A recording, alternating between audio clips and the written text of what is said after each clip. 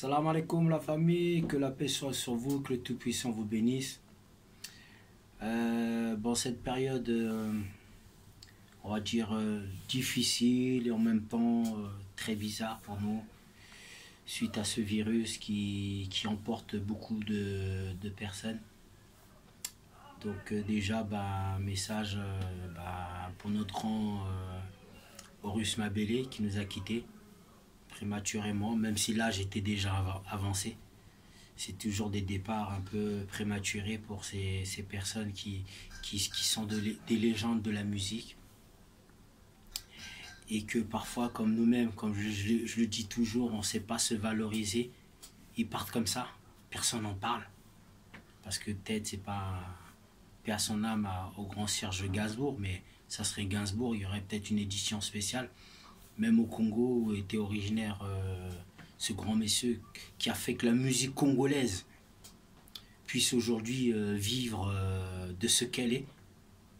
Il l'a propulsée partout dans le monde. Il l'a fait rayonner aux Antilles, dans toutes les Antilles. Il a fait rayonner la musique congolaise qui avait son nom, qu'on appelait le soukous. Donc, paix à son âme à Horus Mabélé. Et j'en profite aussi pour le grand aussi, Manu Dibango. Avec sa voix, oh je sais pas, il avait une voix, sa voix de velours.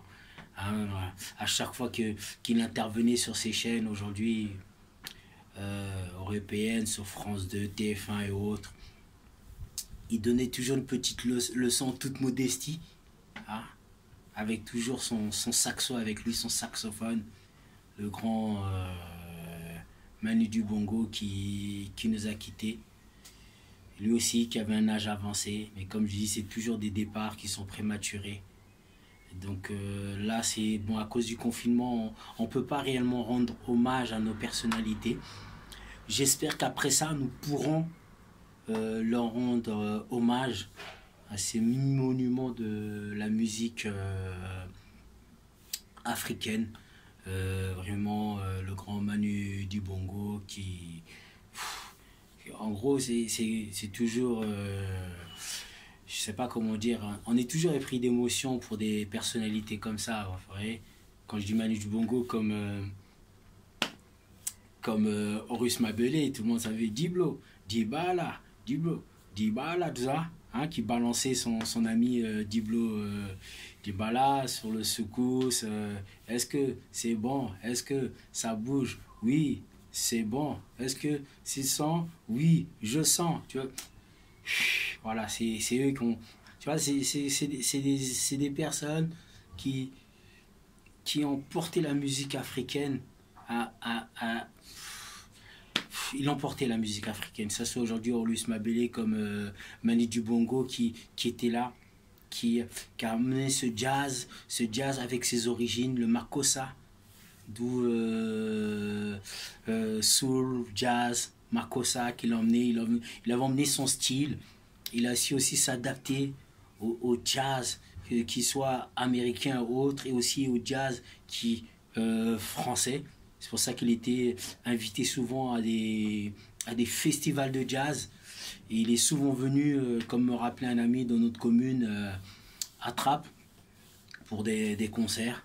Donc voilà, deux grands monuments qui nous ont quittés et qui rend encore la musique africaine orpheline de ces deux grands monuments.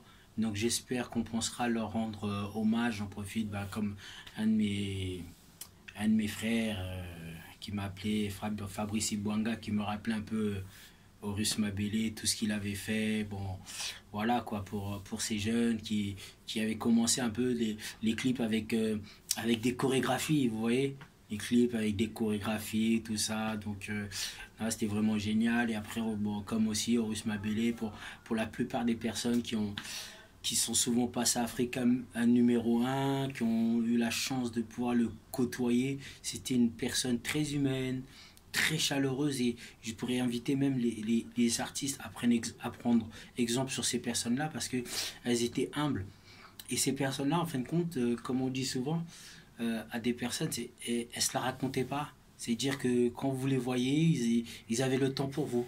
Discuter, échanger un mot. Même si parfois ils étaient pris par des plannings et autres, mais quand vous aviez le temps de les rencontrer, ils pouvaient échanger avec vous. Et franchement, bah voilà, je tiens à leur rendre hommage.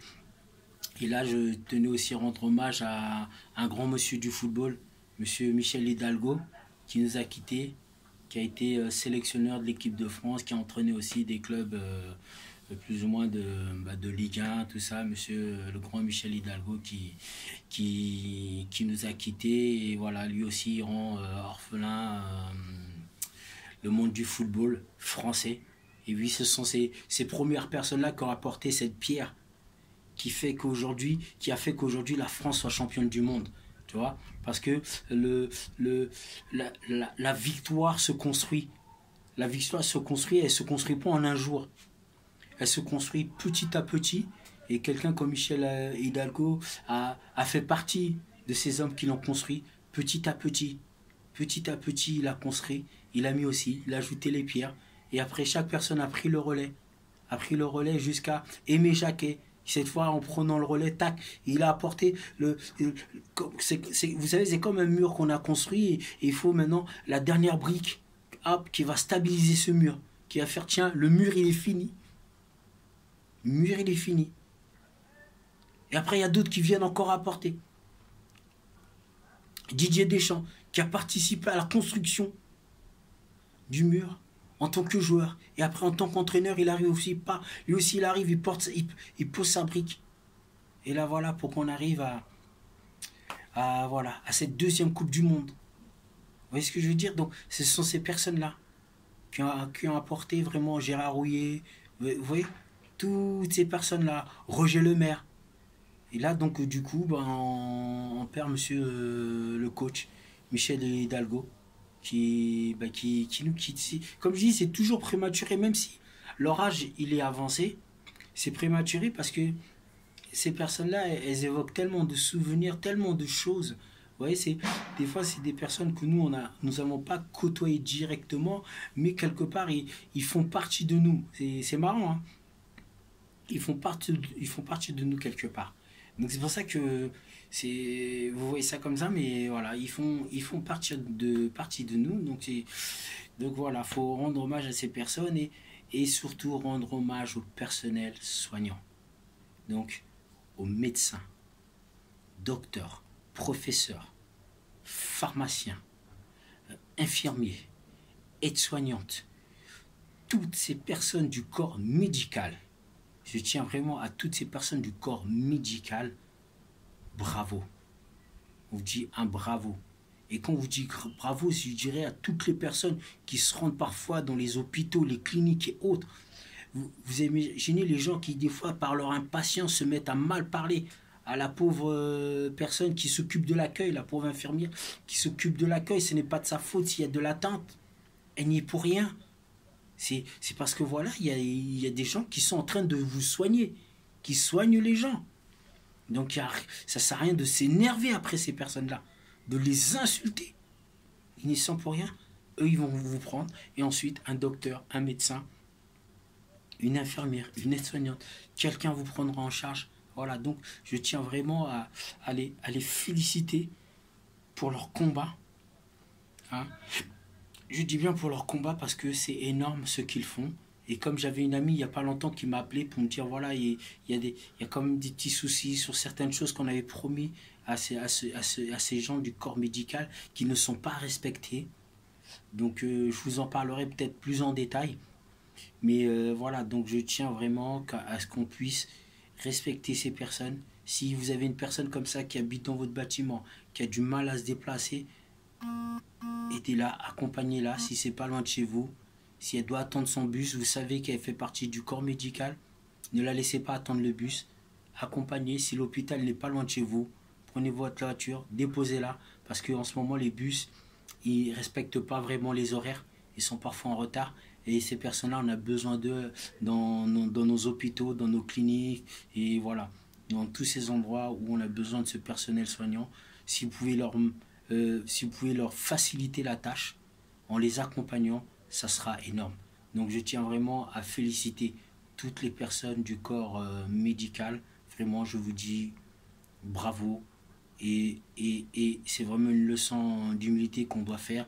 Et sans oublier les pompiers, je dis bien les pompiers, pour tous ces jeunes, excusez-moi du terme, ces imbéciles, ces personnes qui n'ont rien compris, qui caillassent les pompiers, vous avez rien compris. Je dis bien, vous avez rien compris, cette fois-ci j'en profite. D'accord? Ce sont des hommes qui se déplacent quand il y a le feu. Ils ne pourront pas savoir la couleur de la personne qui est en danger. Ils foncent pour la sauver. Et vous, des fois, vous les appelez pour les caillasser. Réfléchissez bien. Parce que quand ça va vous arriver, si votre maison elle brûle, et que les pompiers, ils y vont pas, parce qu'ils se disent, tiens, on va aller sauver quelqu'un qui nous a caillassé. Mais imaginez, vous serez là en pleurs à dire, oui, ils viennent pas nous sauver. Or que font, vous-même, vous vous rendez pas compte du mal que vous pouvez faire. Donc je tiens aussi à saluer le travail des pompiers. Bravo, messieurs. Bravo, les pompiers, le SAMU. Bravo. Voilà, ça, ce sont des champions. Ces jeunes imbéciles qui les caillassent, vous n'avez rien compris. Et c'est parfois dans le malheur que là, vous vous mettez à réfléchir, à vous dire, merde, mais oui, ces gens-là, quand on les appelle pour une intervention, les pompiers, ils n'ont pas d'état d'âme, ils y vont, parce qu'ils savent qu'ils vont sauver une vie. Ça peut être un chat perché sur un arbre, quoi que ce soit, un enfant qui... Ils sont là, les pompiers. On peut critiquer parfois les forces de l'ordre, mais les pompiers, je suis désolé, et je le dis à tous ces enfants, tous ces gars des quartiers et autres, ne caillassez plus les pompiers, je vous dis bien, ne caillassez plus les pompiers. D'accord? Ne caillassez plus les pompiers. Vous devez les applaudir quand ils viennent dans vos quartiers pour vous sauver, éteindre le feu, éteindre des poubelles que vous allumez parfois, éteindre aussi les voitures incendiées. D'accord? Vous devez les applaudir, ces hommes-là, parce qu'ils se déplacent et eux, ils n'ont pas le temps de faire du racisme dans leur comportement. Aucun pompier ne fait du racisme dans son comportement. Donc c'est pour ça que je vous dis, respectez toutes ces personnes-là, aussi bien le corps médical, et les pompiers, les SAMU, les ambulanciers. D'accord? Donc maintenant, je tiens à vous remercier, vous souhaiter une bonne soirée. Assalamu alaikum, que la paix soit sur vous et que le Tout-Puissant vous bénisse.